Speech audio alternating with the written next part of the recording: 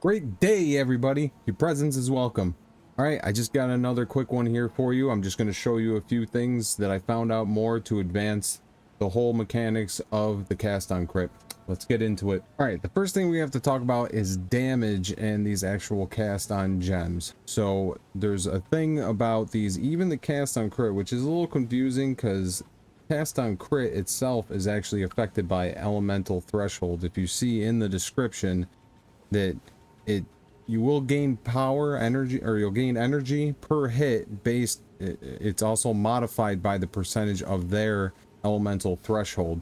So definitely on maps, if they have increased elemental threshold, like you want to avoid that as much as possible for builds like this. But also the more damage you do, the more it works against their actual threshold. So it's not just about like freezing, shocking them. Like even the crits won't hit, they won't take as much energy if they have a really high elemental threshold. So it also does it for, you know, obviously the cast on elemental ailment, but it works, it's true for both of them. So you need to get your crit chance up, but you also need to get your damage up, so that with the way this game works, it's not just about how much freeze buildup you have and stuff like that. So I'll explain a little more here too. So like freezing shards, I have 689% freeze buildup on this skill, but it only does 13k damage. Frostbolt, I have only 295 freeze buildup, but it does almost 50k damage. So Frostbolt actually, if you watch when I play, it freezes guys quicker.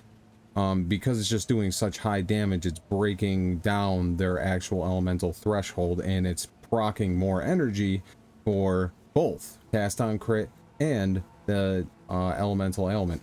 So that's the first thing I want to get out there, just so that's a little bit explained, because there's a lot of, you know, I've gotten a bunch of comments, and thank you everyone for all the comments and information.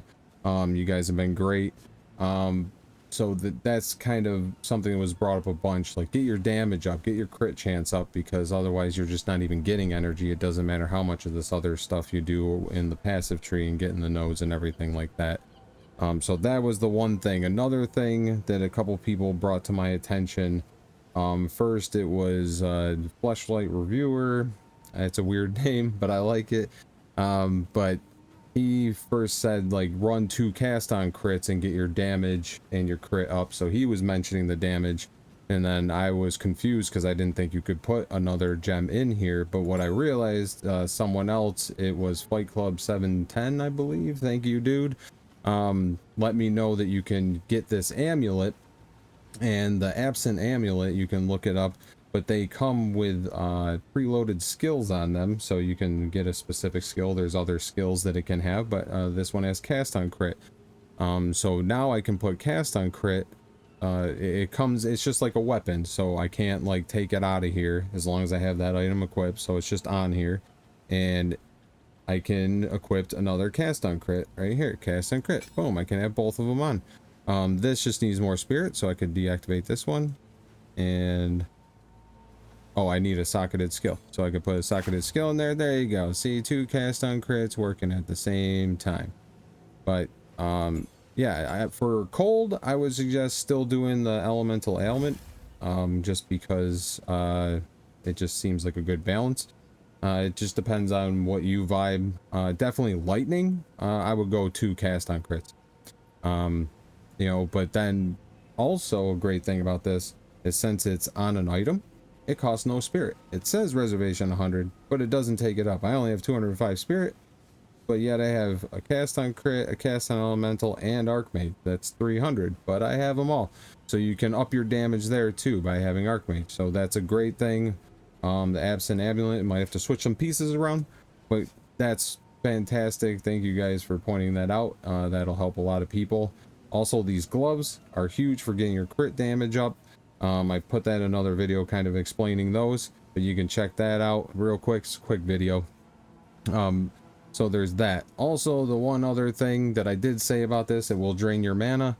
Probably one of the biggest things I would worry about with draining your mana. I mean, if you're Stormweaver, you have obviously a better mana regeneration kind of passives in your ascendancy. The ascendancy I have, it's a little more difficult, but the one that I would say is the main one you want, especially when these start going off like, you know, 5, 10, and just start looping, is you want to put efficiency on the spell, like in the cast on crits, with the comet.